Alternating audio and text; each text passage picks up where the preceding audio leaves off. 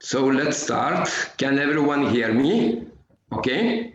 Dear participants of the seminar, dear colleagues, I'm very happy to congratulate the event gathered experts of very important topic, judiciary and constitutional situation in Belarus.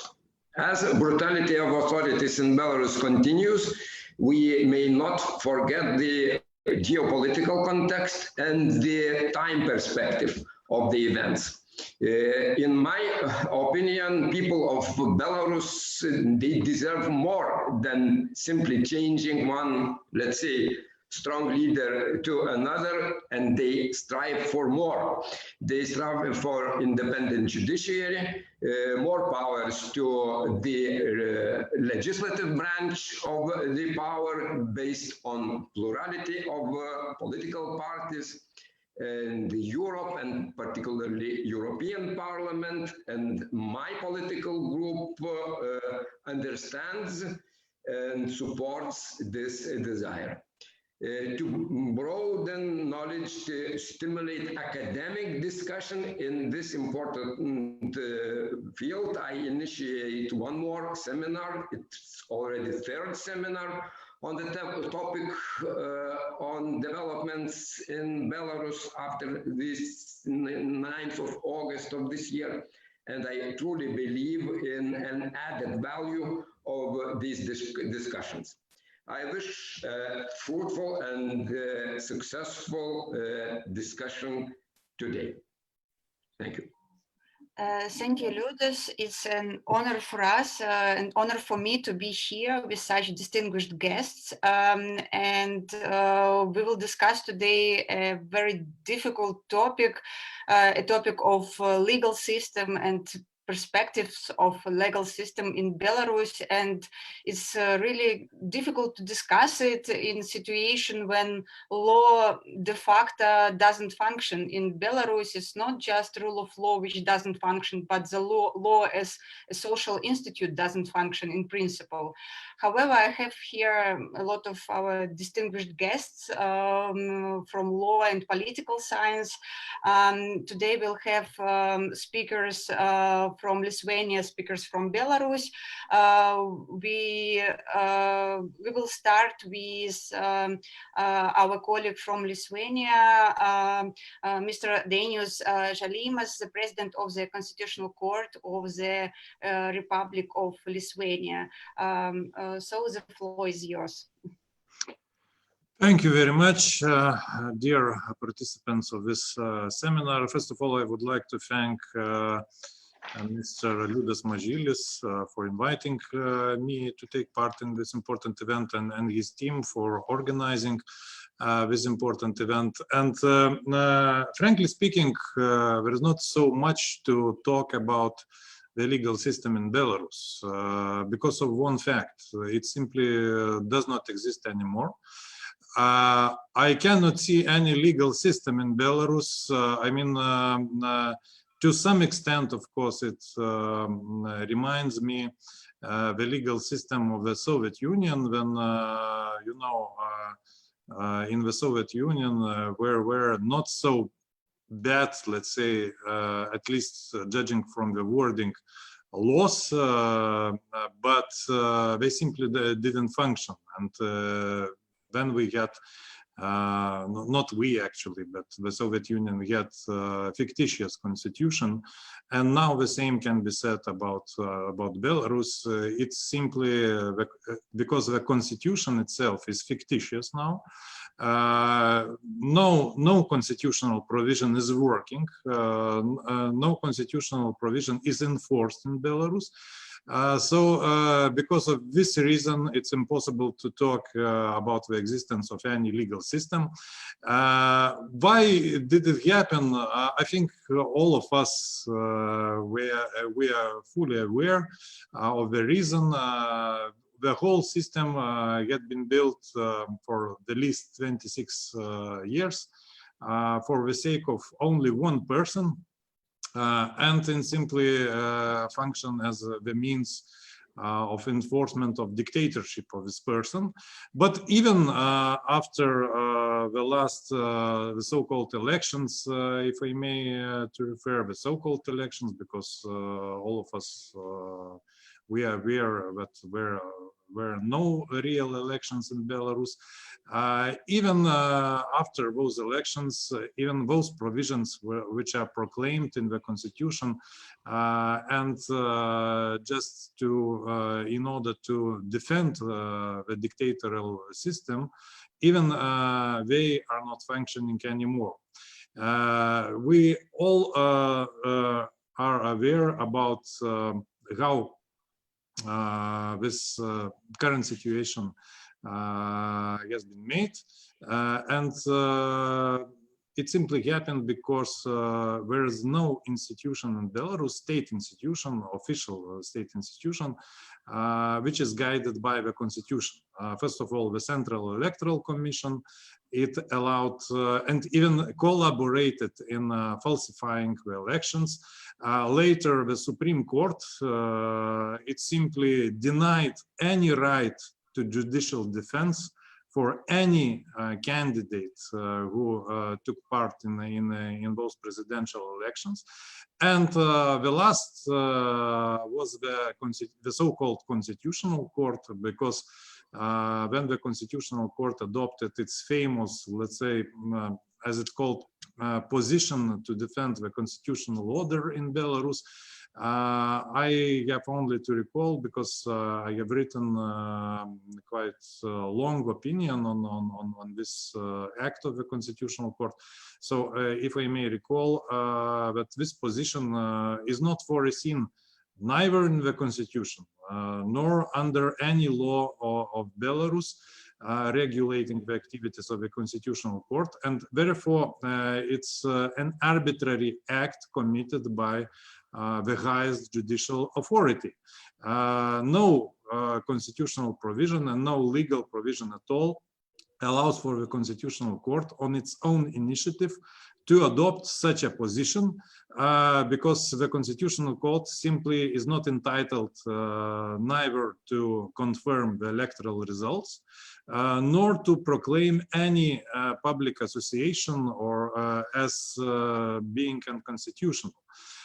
So because the Constitutional Court expressly and evidently, let's say, evidently overstepped its powers as proclaimed by the Constitution and laws, there is no any sense to talk about any functioning law protecting or law enforcement institution. And it's better to say that all those institutions, including the Constitutional Court, all the judiciary, all the police or militia and any secret services, they are acting not as law enforcement, but it's more precisely to define them as law abusing institutions. So in that situation, you know, it's, of course, the situation is unique because I don't remember in any other country when all the institutions simply committed to the person who is usurping power now, but not to the constitution. No institution actually proclaimed about its loyalty to the constitution, not to the person who is usurping the power. And actually, there is no sense to speak about any legal system. So it's better to say what are my thoughts about the future of constitution, probably constitutional reform and the legal system of Belarus.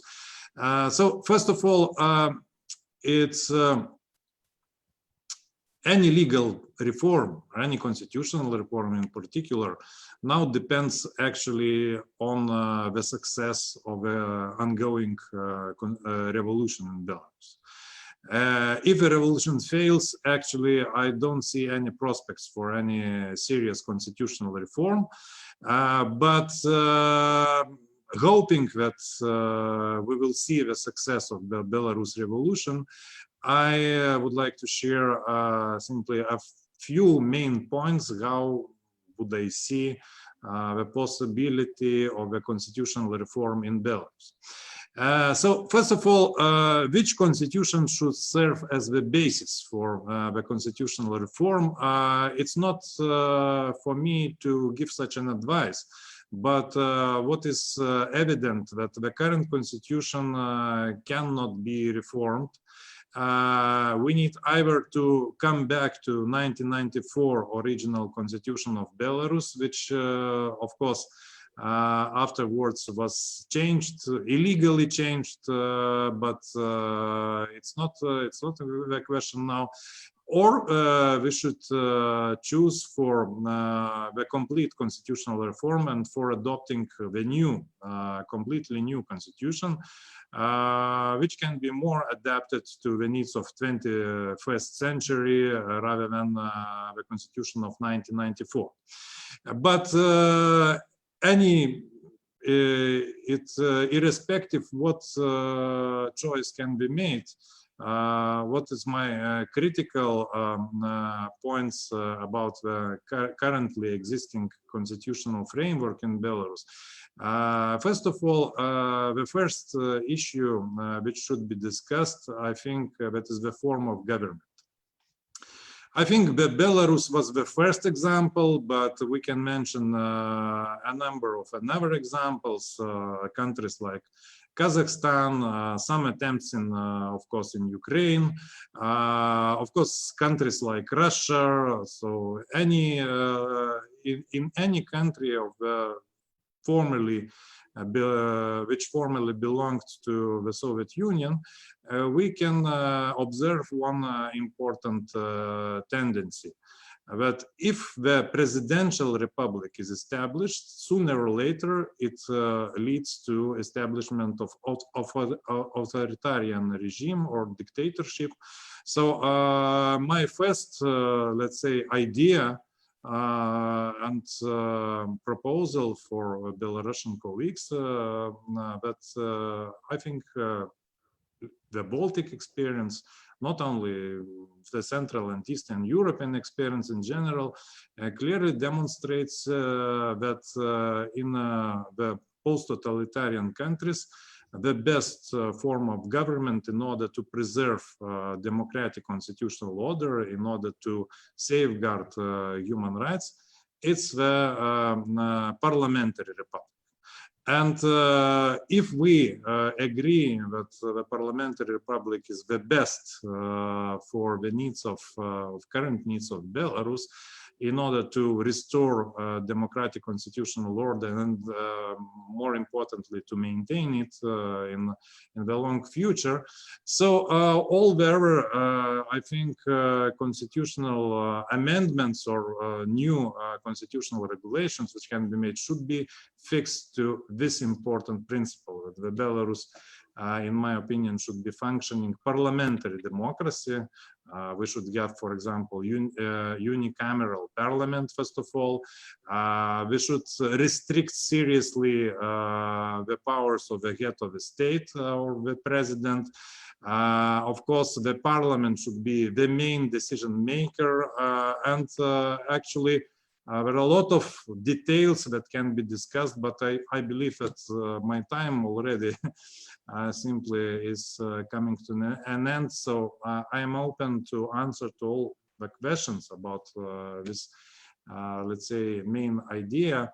What can else, for example, of course, restricting of time limits for one person being in the most important state positions, first of all, for the president. So there are a lot of details dependent on this parliamentary form of government, but I hope and that I will be able to answer to all your questions, if any, but would you excuse me that approximately after 20 minutes I will have to leave, because we should continue in our parliament the procedure of receiving oaths of newly elected parliamentarians. So at 2 p.m. I have to be at the parliamentary sitting. So thank you very much for your attention, and excuse me, of course it's simply impossible to share all the views on the current situation in Belarus. Yeah, so thank you very much. I hope that we will still have like at least 10 minutes for discussions after all speakers, and we will still catch you for questions. And now I would like to introduce Andrei Kazakevich, the Director of Research Institution Political Sphere. Andrei, could you hear us? Are you with us? Because I could not see you. Andrei? Okay, I think this there might be some technical problems, so we'll probably not, in order not to lose time, we'll have our next speaker, and then we'll come back to Andrei Kazakevich. So our next speaker would be Professor Dr. Alexander Vashkevich, who is a researcher at European Humanities University and also member of the Center for Constitutionalism and Human Rights. And Professor Vashkevich will reflect on the process of the elaboration of the Constitution of Belarus in 1994. Please. Oh, thank you. First of all, thank you very much for inviting me to this event, and I'm so happy almost fully share opinion of Professor Žalimas. I was even surprised he's better constitutional lawyer of Belarus than they are. Really, I share almost all his thoughts on the issue, which save you time, but I'm fully disagree with you, Dainius, because at least part of our constitution is working very well. Powers of the president, they are really implemented fully. Let's see. So part of the constitution is working. This is first. Second, unfortunately, I'm out of my archives, papers and remarks that I made at the beginning of the 90s. So just few remarks. More or less, the situation now is the same as it was in 1990. It was a total disaster.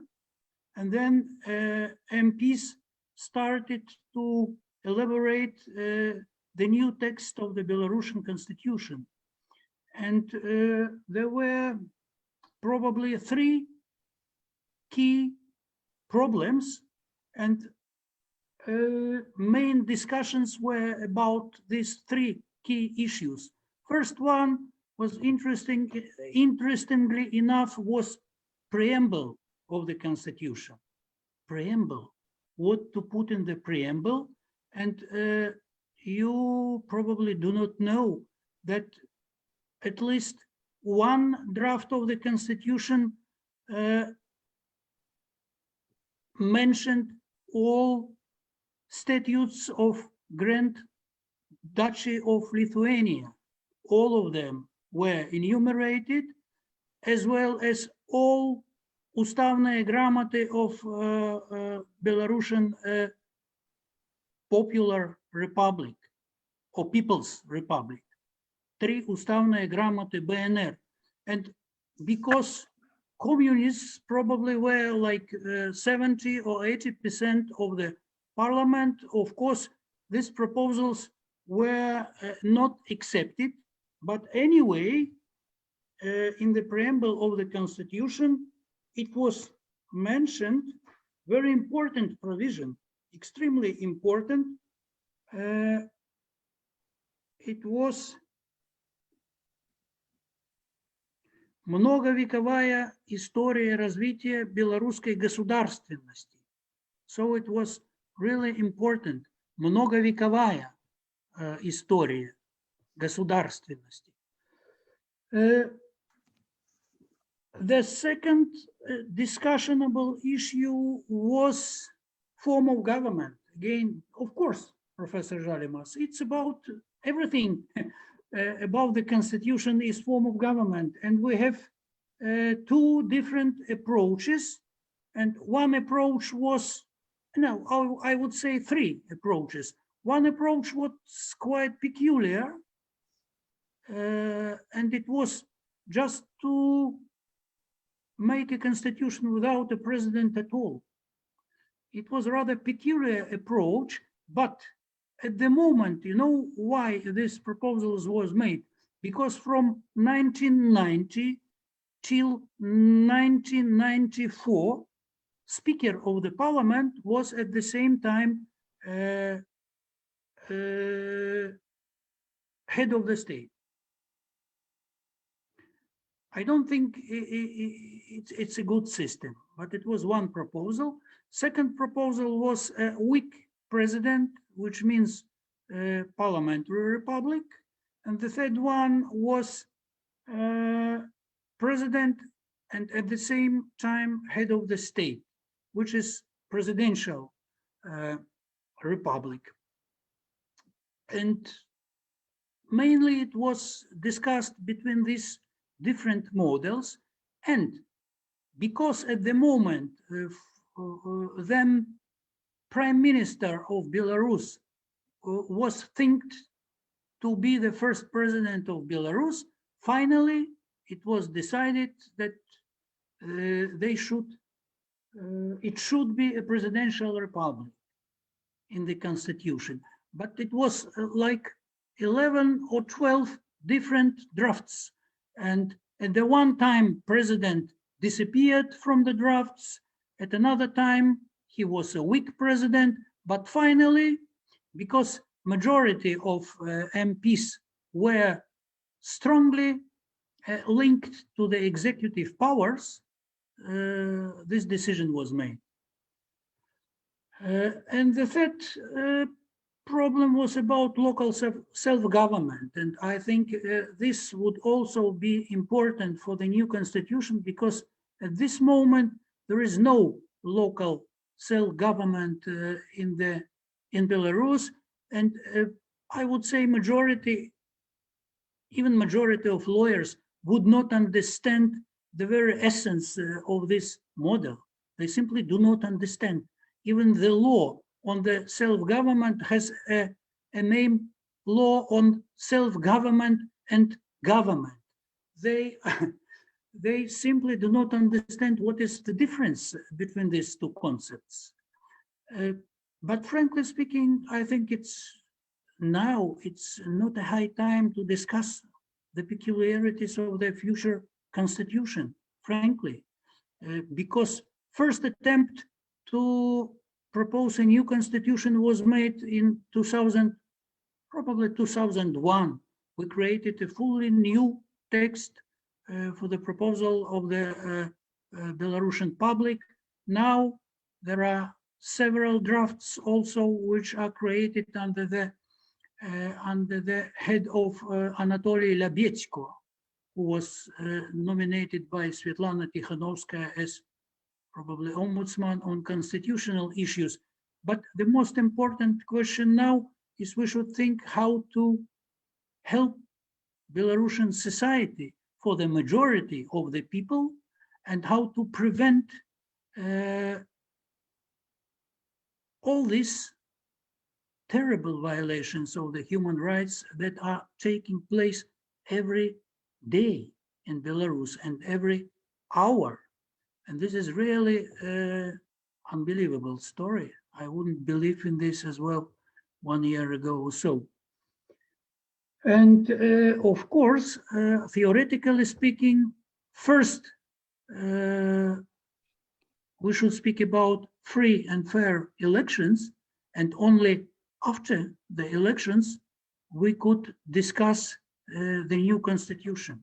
And we promise with Professor Žalimas that if necessary, we will draft probably in a week a possible new constitution, draft of it. That's it.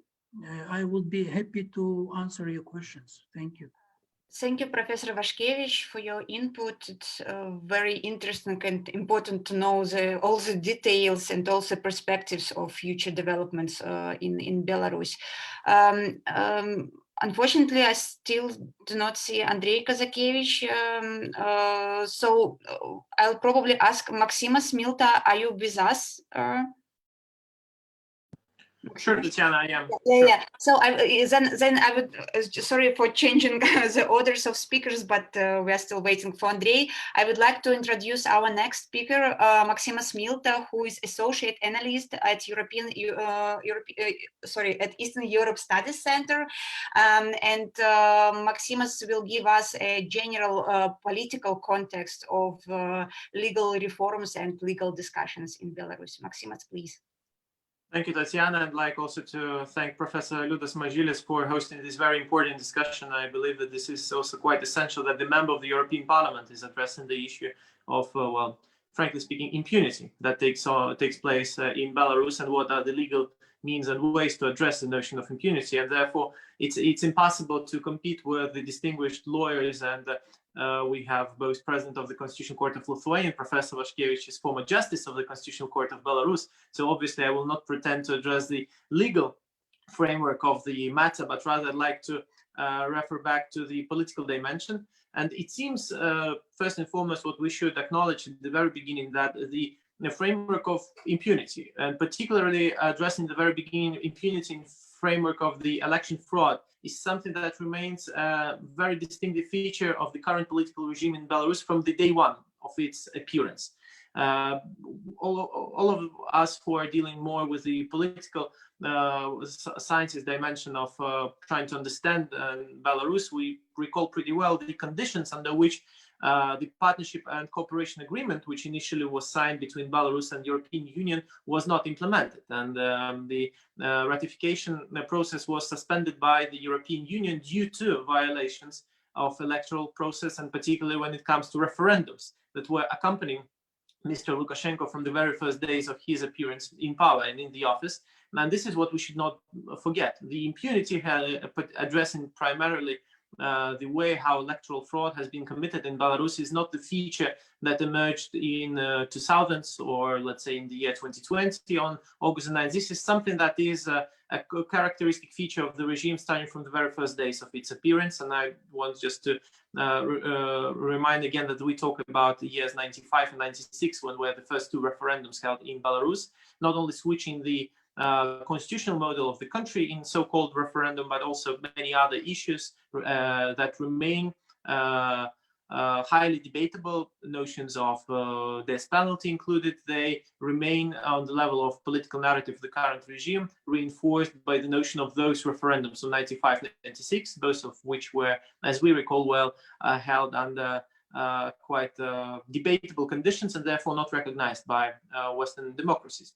Now, if we address the actions that have been taken by the Western counterparts of Belarus, and particularly I'd like to address the European Union and the United States, we can see that from the very beginning, when in the year 2004, for instance, Belarus Democracy Act was adopted in the United States. And as we know, this week, Belarus Democracy Act is reauthorized, and it's expected that the House of Representatives will adopt the new version of Belarus Democracy Act by Thursday. We see that the notion of fraud, the notion of violations of the legal system, they have been accompanying steps undertaken by Western countries in order to address the injustice that has been committed by the regime, not only addressing injustice against individuals or organizations and the persecution that both civil society actors and also individuals have been confronted with, again, is a characteristic feature of the regime. We recall well the attacks of 2004, 2005 on organizations without legal status, which was a very common case in terms of the legal code of Belarus for persecute. And we recall partnership organization, partnerstvo at that time, that was quite high case on agenda, and also the human rights organizations that were rid of the legal status. So this all was happening almost 20 years ago.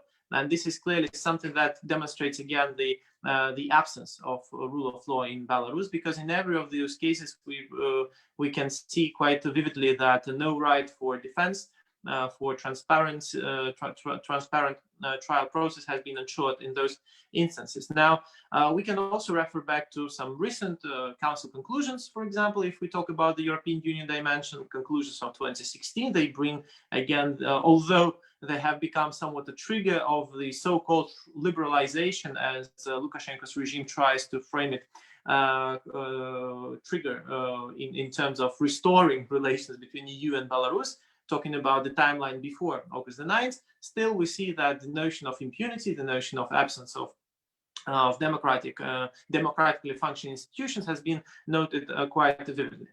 Now, obviously, it's crucial here also to notice since today's discussion is hosted by a member of European Parliament, not to mention the European Parliament's resolution of this September, where in very strict wording we see that the overwhelming majority of members of the European Parliament have adopted the resolution calling on quite clear action lines against the current and corrupted Belarusian regime. But at the same time, we see that the real action plan has hardly contributed to ensuring functioning legal system in the country or functioning democracy. And at the same level, I would like also to reiterate again on the level of OSCE Moscow mechanism, which was initiated against Belarus. And in early November, the rapporteur's report on Belarus brings 65 recommendations in the field of human rights, 9 recommendations in the field of political system. Again, this all contributes pretty well to the absence of operational legal framework in the country. Lastly, I believe that the notion of tortures cannot be ignored, and I'm particularly pleased that the notion of application of the principle of universal jurisdiction is something I assume will be touched upon during today's discussion, and both Professor Žalimas and Professor Vaškevič and Dr. Ulyashyna have already taken part in on November 4th in a very important webinar, I believe, on this issue. So clearly this is something that I would probably leave for Dr. Ulyashyna also to touch upon. And as we know, Belarus is a signatory of the UN Convention Against Tortures and has signed it back in 1987, back then as a Soviet Belarus Republic, but a separate member of the United Nations. Hence, the responsibility for torture that is conducted by a regime is applicable towards Belarus. And we recall well that during United Nations Human Rights Council meeting, there were 450 cases of tortures documented against Belarus. So this is something that cannot be ignored. And the very last moment, I know, Tatsiana, that I have probably 30 seconds left. I want to put a notion on some of the most recent topicality from Belarus. We know that this is a common practice for Belarusian regime to kidnap people, to basically to use them as hostages in somewhat very brutal way of negotiation and a very bizarre way of maintaining dialogue. And I talk not only about political prisoners, but I also would like to highlight the case of one of the neighborhoods of Minsk called Novaya Borovaya, which for the course of last 72 hours is deprived of the basic right for water, for heating. Well, heating is not the basic right yet, is for what I have understood recently, but the basic right for access to water is actually something that United Nations General Assembly has adopted in 2010, which recognized as a human right to water and sanitation and acknowledged that these are essential for realization of all human rights. Now, we have a country, Belarus, which is vividly proclaimed by Lukashenko every now and then as a founder of United Nations, as we recall, Soviet Belarus was among those that signed the initial charter on establishing United Nations.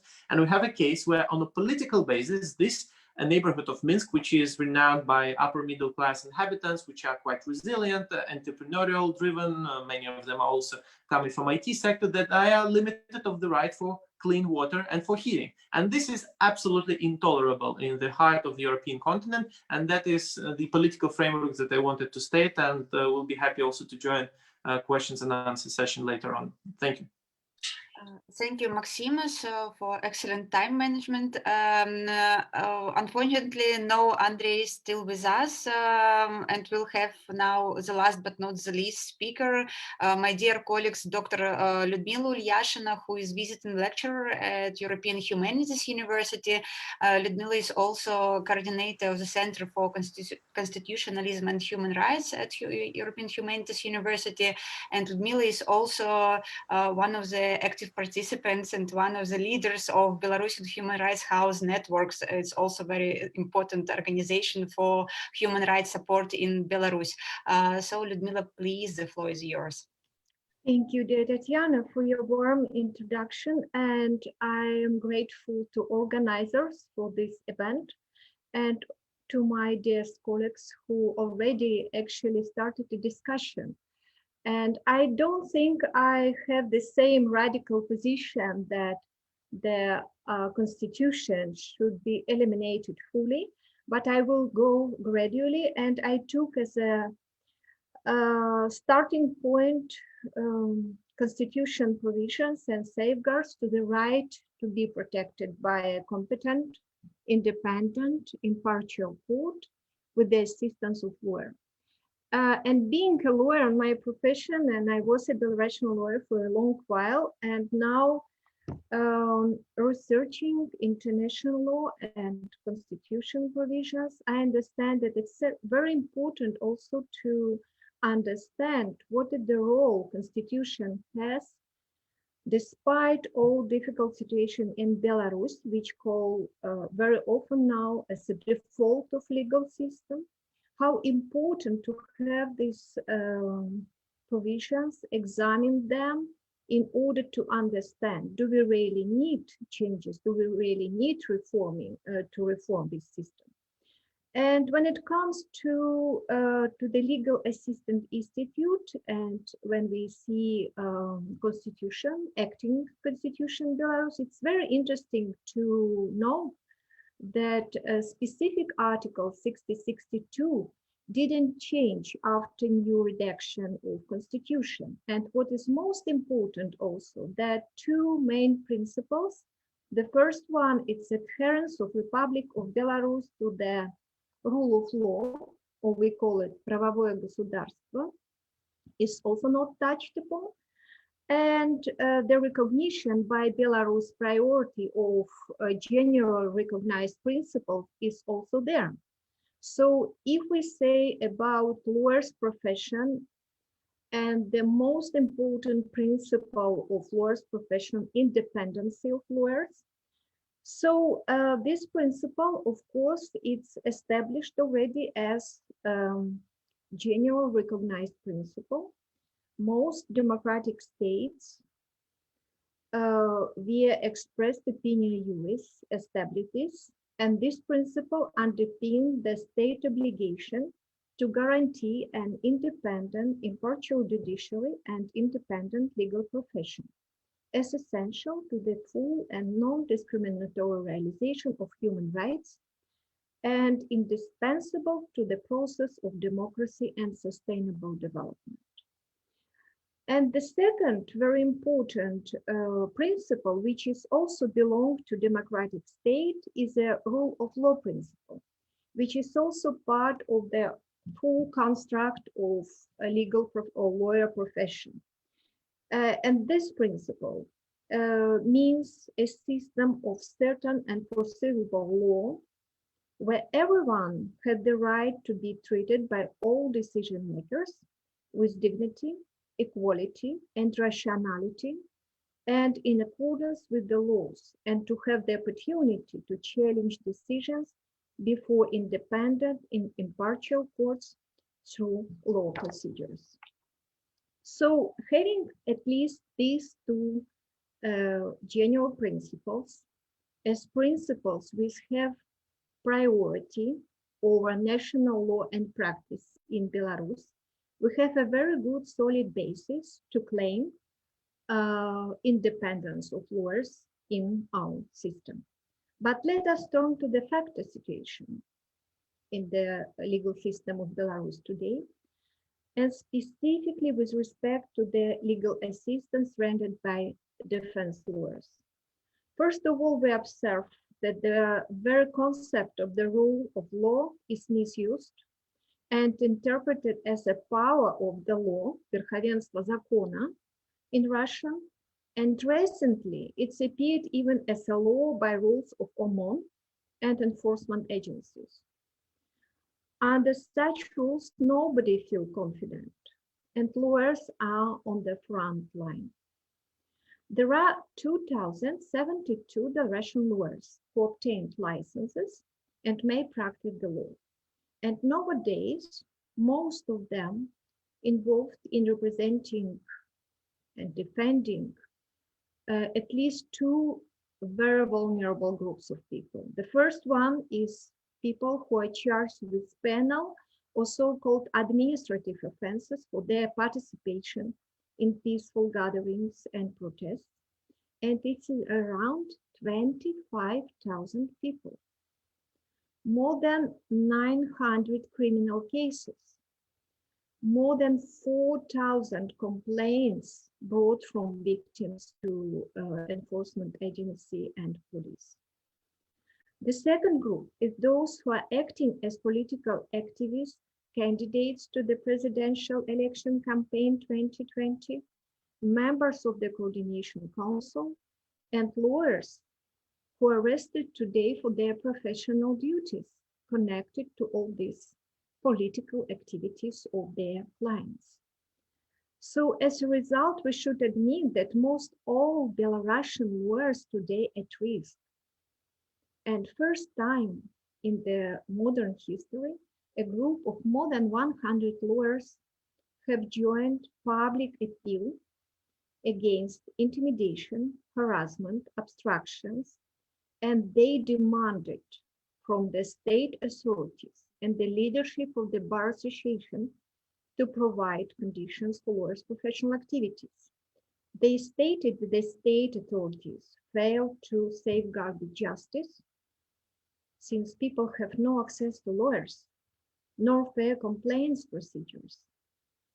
Lawyers referred to the Article 62 of the Constitution and demanded from the leadership of the Bar Association to react to the occurring obstruction to rendering legal assistance, and reminded also that in accordance with Constitution, this act is prohibited. Indeed, lawyers shared information also about facts of physical and psychological pressure, as well as ill-treatment acts amounting to torture. The appeal has received a negative reaction from the chairman of the Republican Bar Association, Mr. Viktor Chaichis, who is simultaneously also a deputy member of the upper chapter of the Belarusian parliament. And instead of assisting with furthering the ends of justice and protecting members of Bar Association from improper restrictions, the chairman demanded from lawyers to comply with subordination, stay beyond the politics, and even warn them by stating perhaps some of lawyers do not want anymore to continue their practice. And we all very well know and informed about dramatic development. 3 lawyers have been arrested, detained, and charged with criminal charges, offenses, in fact, for their professional work. 2 lawyers have been disbarred for expressing their opinions. All disciplinary proceedings have been conducted under request of the Ministry of Justice, which exercise the full control against the Bar Association and individual lawyers. And may I mention just one very important historical fact, which relates to the principle of independence of lawyers. And namely, the moment when this principle was vanished from Belarusian history. It happened de facto in 1997, when the parallel legislative power was given to the president by the Constitution Amendment. The president may legislate by decree in exceptional situations. These provisions, however, have led to extensive rule by presidential decrees, and specifically by the presidential decree number 12 on 3rd May 1987, called Measures to Improve the Operation of the Legal and Notarial Profession in Republic of Belarus. The state control was established over Belarusian lawyers and bar association. And afterwards, all legislation on bar and practice of advocacy in Belarus was adopted in the principle of substantial powers of the executive, the Ministry of Justice, over the legal profession.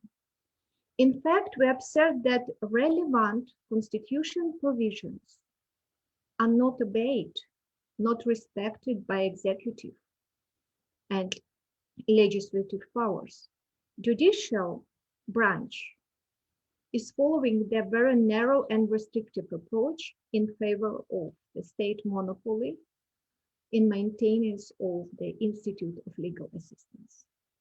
So coming to considerations about constitutional reform, I would conclude with the following.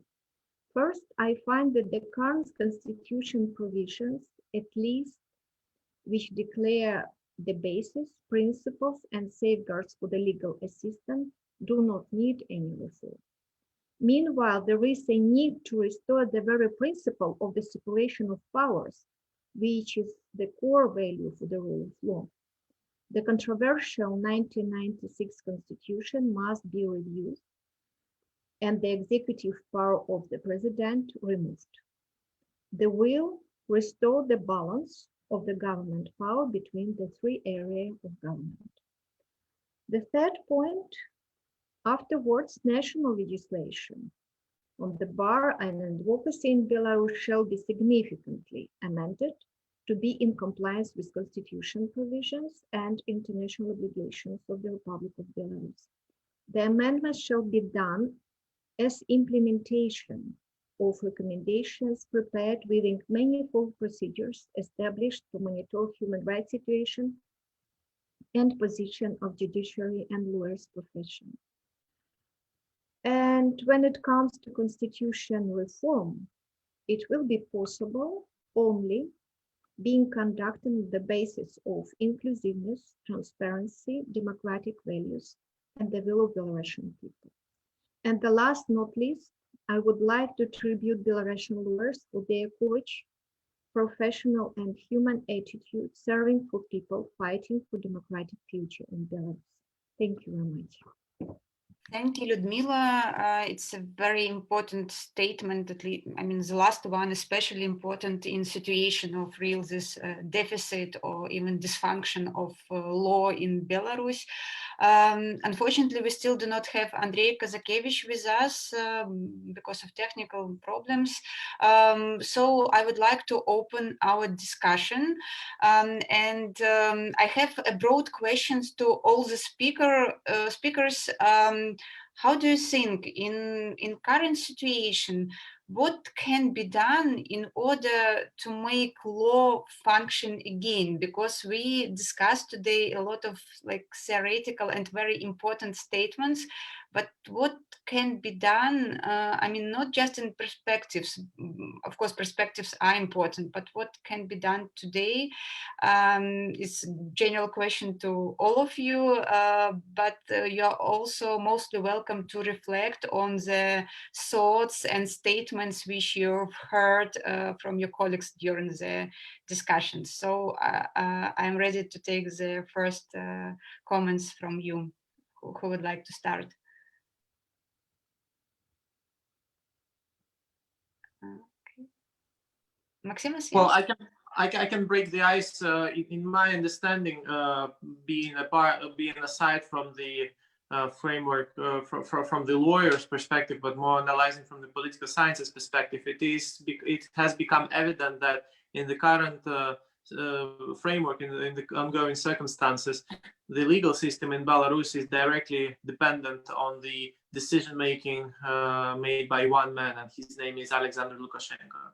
Hence, it is impossible to reform or to adjust the legal system to make it functioning well unless the political question is solved. So this is the primary point of attention. And therefore, what are the means and tools how to make that regime change happen?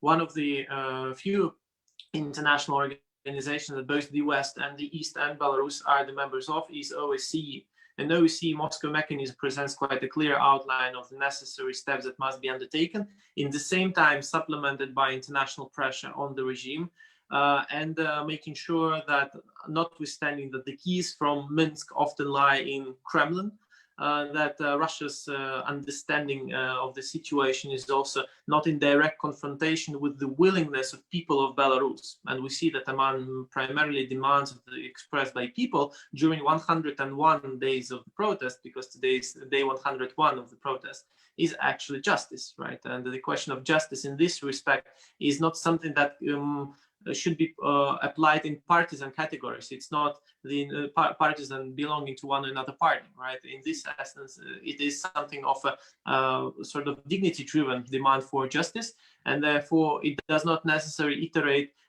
further anti-Russian standing of the people of Belarus. Vice versa, from what we know from sociological studies published both by Chatham House and by other researchers, that Belarusians normally are quite positive in broad scale sense of Russia. So therefore, it is obviously quite overly optimistic scenario that Kremlin would, for some reason, initiate the transition of power in Belarus. But at the same time, we understand that the default is not also the legal default that has occurred, but also the political default of this regime, and this is only the question of time. Unless this question is solved, it's hard to debate in which ways and means could the legal transformation take place in Belarus, in my opinion. Mm-hmm. So thank you, Maksimas. Liudmila, I see that you have something to add. Thank you, Tatsiana. I just thinking that it is very important also sometimes to see in the system individuals. So when we talk about lawyers, they're individuals. They have their own knowledge, awareness, and what is remarkable, absolutely remarkable for them, it's a growing identity of lawyers as belonging to international communities, belonging to international professional network. And I think this is also part of or outcomes of our long-lasting capacity building activities, which made them, many of them, very well prepared to apply international standards, to know how all these systems work. And when I mentioned that it is a time to implement what we have already, it means that Belarus today is a not one person run show. There are many individuals really ready to give very strong, solid judgments about the situation, about legal cases. And they know already international standards. They know how to operate in court trials, but unfortunately, the part of individuals who are aware and able to communicate with people in language of human rights, they're not judges. Our judges, prosecutors, they are not with this awareness raising processes. So they're still linked to the very conservative authoritarian regime where law is not a communication between two sides. It's just authoritarian rule which shall be just obeyed. And this is a transition. I see also many opportunities for Belarus now, and I would see the situation also more in terms of new opportunities and how we should support those who act nevertheless, despite all these problems. They do their daily work and they need support, and they need also in a way optimistical and rational approach. Thank you. Mm-hmm. Thank you, Liudmila, for your optimism and for this idea. But I totally agree with you that of course there is a windows of opportunity now anyway. I mean, in spite of all the tragic developments in Belarus, However, I still have this question how to make the legal system function today in Belarus. Dainius, if you're still with us, maybe you could briefly reflect on it. I'm not sure that Dainius is still with us, but Dainius, if you're here, just feel free to jump in.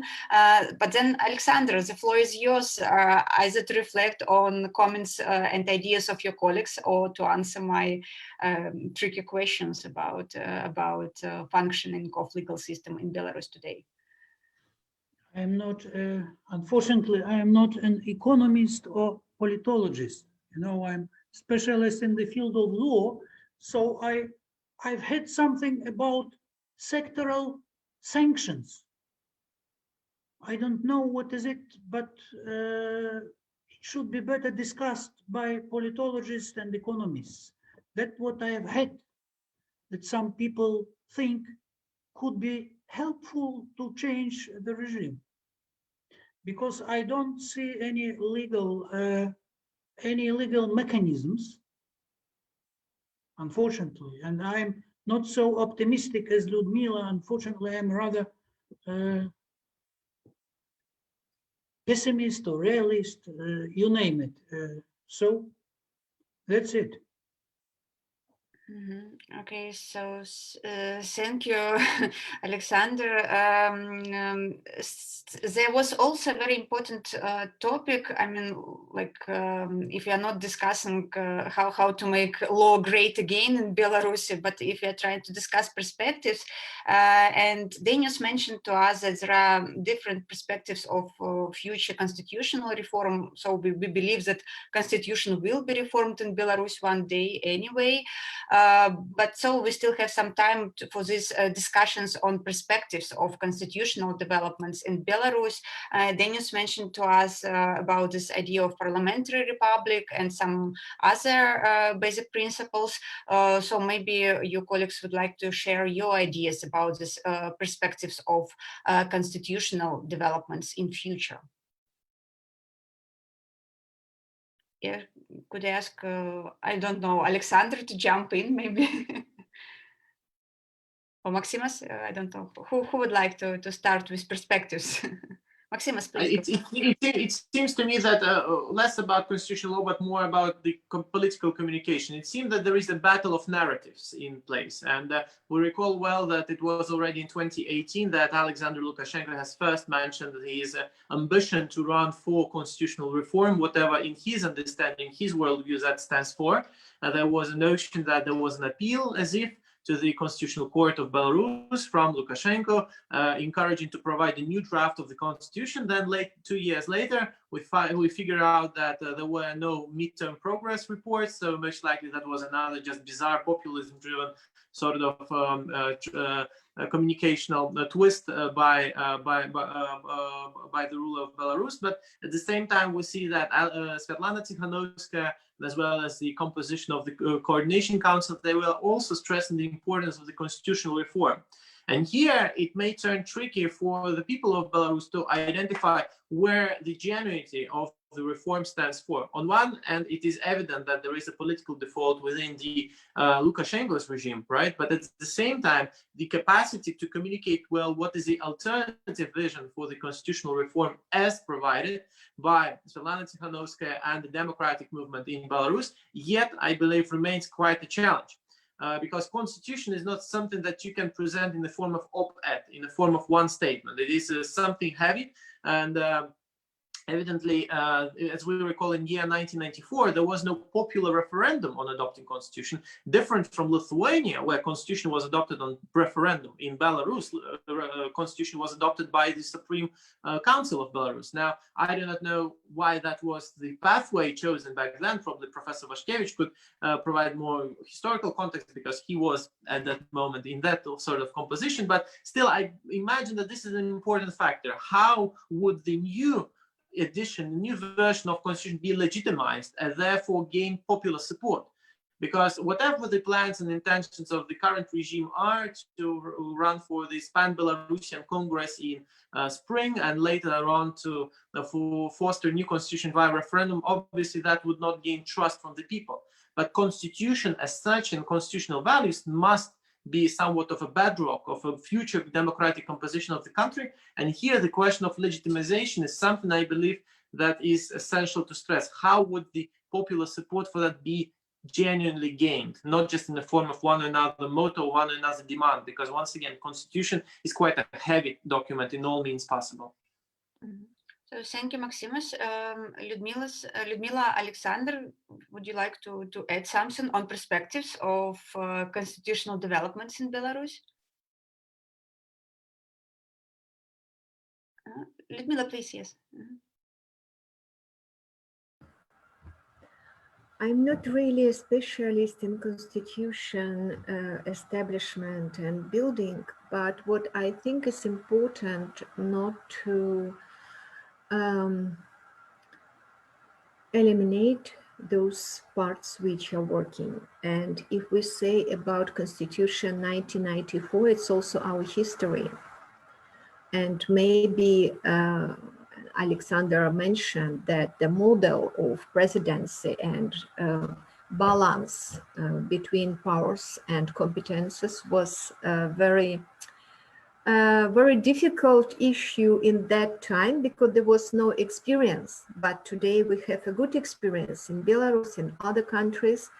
And since we know already main challenges, maybe they should be starting point for discussions, but not just vanish everything and start from zero, but build new constitution or rather updated constitution on the fundament which we have already.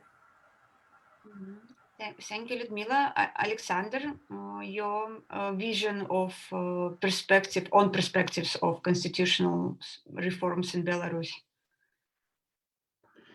Frankly, I don't see at the moment any chances of the adoption of the new constitution. If you had last speech of Lukashenko, he told that there is no need to change it at all, that he could use the current one and to give more powers to the other branches of power. So again, first issue we have to discuss is how to organize free and fair elections in Belarus. And then we will have a lot of time to speculate on the bright new world and new constitution of Belarus. But first, this issue should be solved. This is my opinion. And of course, in practice, what we will do, we will return, I mean, it is necessary from the legal point of view to return to the only legal or constitutional constitution, and it is the version of 1994. In order for the legal clarity, Constitution of the 1996 is illegal according to the decision of the Constitutional Court of Belarus of November 96. Then first again, we have to return to the Constitution 1994.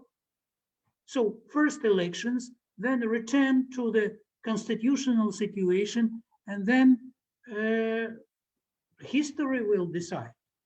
And few experts, unfortunately, Maksimas, not people would decide about the constitution. But I fully agree with you that it is very important when people share common values. This is important. And I would say, unfortunately, it is a long road before us. And you know what is it? Legal state. State ruled by law. And what is the difference in Belarus and in Lithuania? Though 30 years ago, we were the same. It was absolutely the same attitude. And it's one very simple example. Every day I have a walk near Neris River. And 95% of people are wearing masks. You know, 95%. 96. And when they were asked why, because there is a rule, only 1/3 of Lithuanians are approved wearing of masks or believe in it, but 95% of them are just fulfilling the legal norm that it is adopted. And in Belarus, at the same time, Liudmila would tell you how many people have masks in Ashnyani.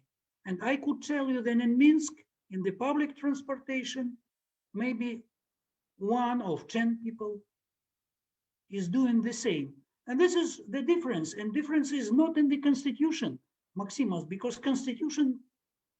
the constitutional norms are the same. But here, there is a slight difference. How to change here, it's not for lawyers, probably, but maybe for politologists or psychologists. This is my opinion. Sorry. Yeah, thank you very much for this provocative comment. Liudis, do you have anything to add before we finish the discussion? So then I would like to thank all our distinguished speakers for the wonderful discussion and for very interesting statements. We had today a very interesting and very profound team of people, of speakers. We had Dainius Žalimas, we had Liudmila Ulyashyna, Maksimas Milta, Andrei Kazakevich. Unfortunately, we didn't get Andrei Kazakevich, but hopefully we can get him for the next discussions within this wonderful platform. And I would like to thank Liudis once again for taking care about Belarus and taking care about discussions on Belarus, because today we really need this topic still to be on agenda in spite of long time of protests and of this whole difficult revolutionary situation in Belarus. So let's hope for the best for our Belarus, I mean, in political terms, but also in legal terms. And hopefully one day we'll have a platform and opportunity to discuss real constitutional changes and real developments of further democratic legal system in Belarus. Thank you once again and hope to see you next time. Bye-bye. Thank you. Thank you, Tatsiana. Thank you all. Thank you. Bye.